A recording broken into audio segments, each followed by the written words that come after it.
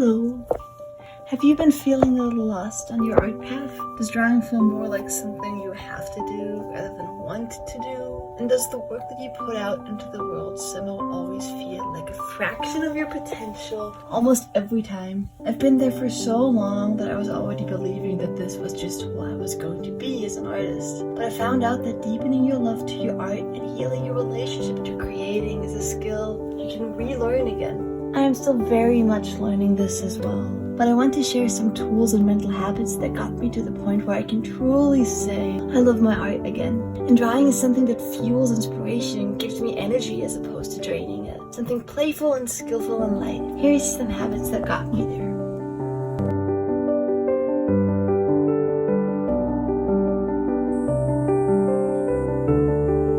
So, if you're an art student or a working professional or someone who's trying to break into the animation industry or any art related industry, you might find that after a while it's really hard to keep that initial joy, that spark of creation alive. We live in a capitalist society and social media just really deepens this need to somehow create something of value, something that helps us move forward and feel like we're achieving something as a human being. And while there's absolutely nothing wrong with creating to connect to people or creating for even more Instagram followers or to get a job or to get better or to make money, whatever your goal is, there's a risk of totally losing the connection to this initial joy and the reason why you create, which is like just creating for the sake of creating, basically. That definitely happened to me amongst trying to get into CalArts and then trying to impress my peers and my teachers, getting into the industry and stuff. Amongst all of that, I kind of got used to the fact that creating is just gonna be like a really forceful, painful process for me.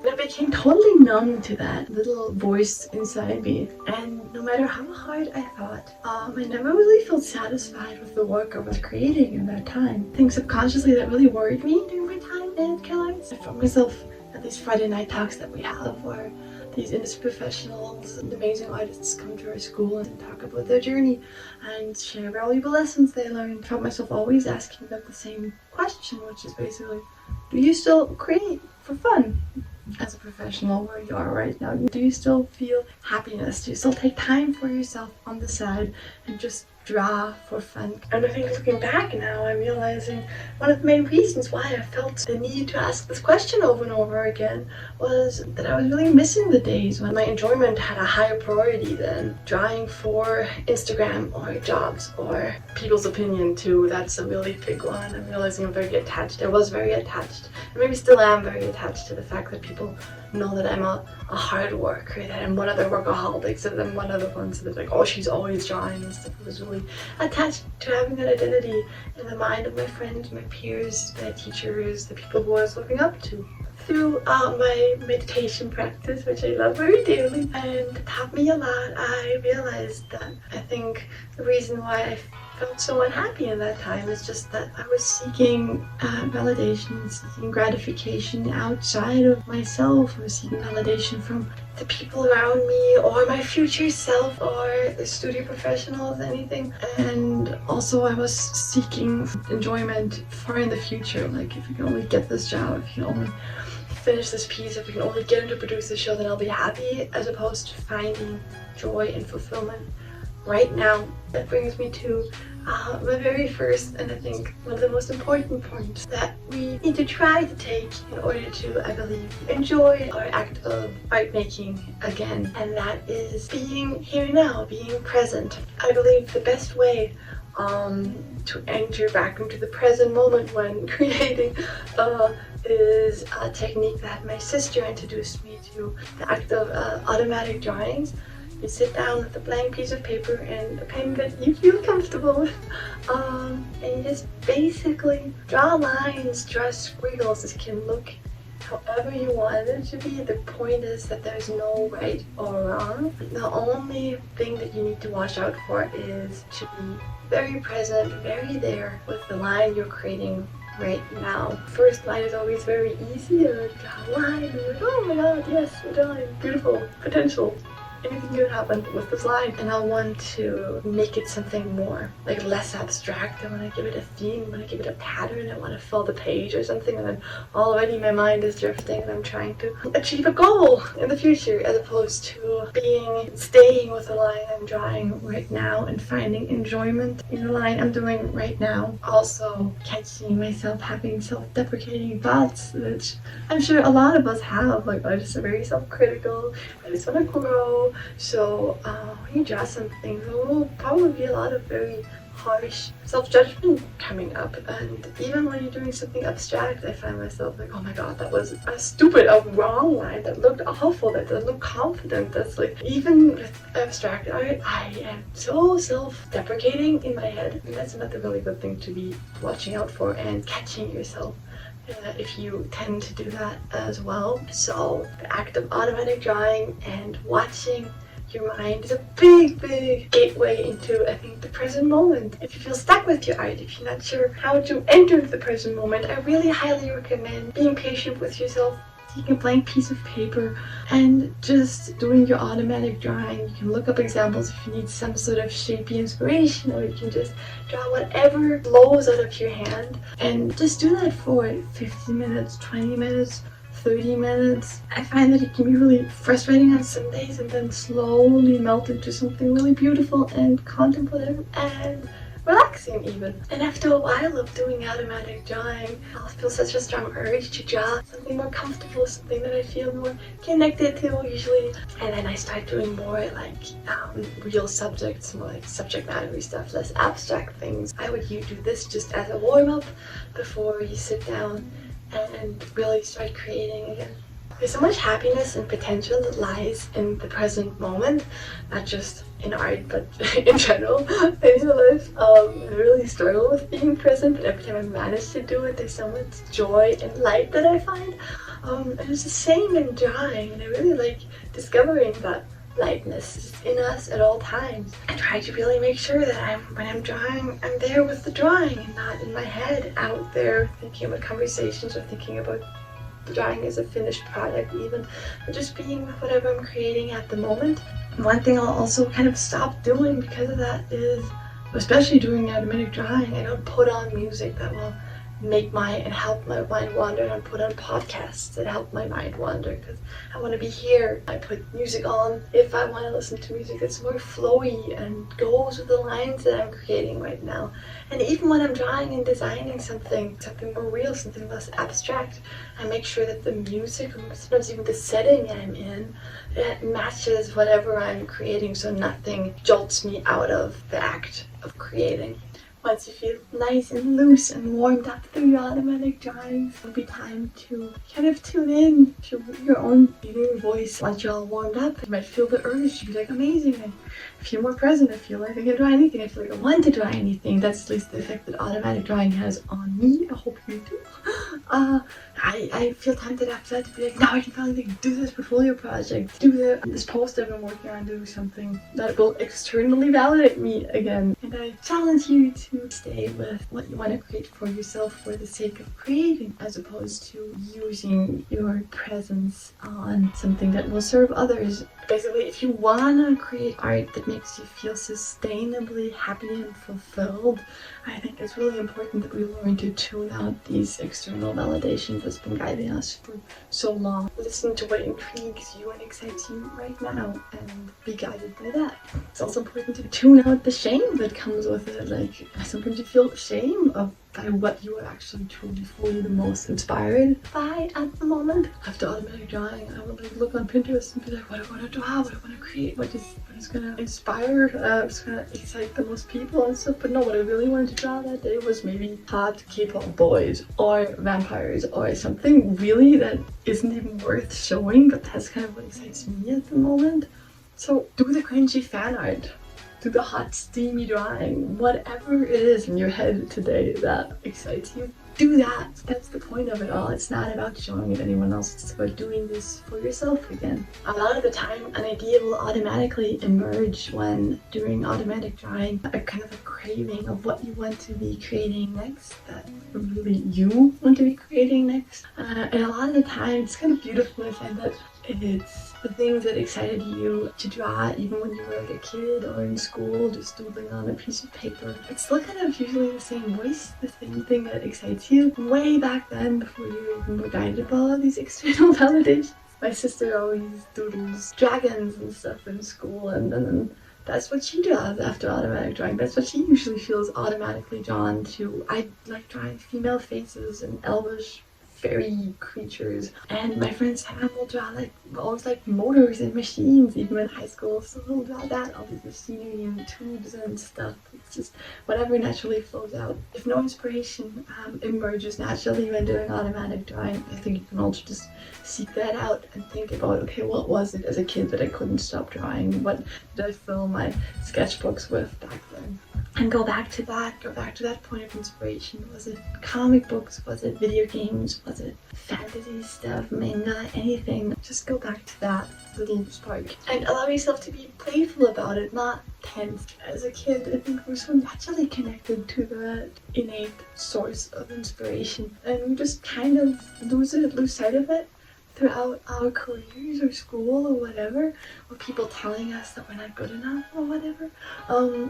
It is possible to reconnect with that because it was in you as a kid, and it's still in you, I believe. You had that ability. It never really went away. I think it just gets covered by all this junk.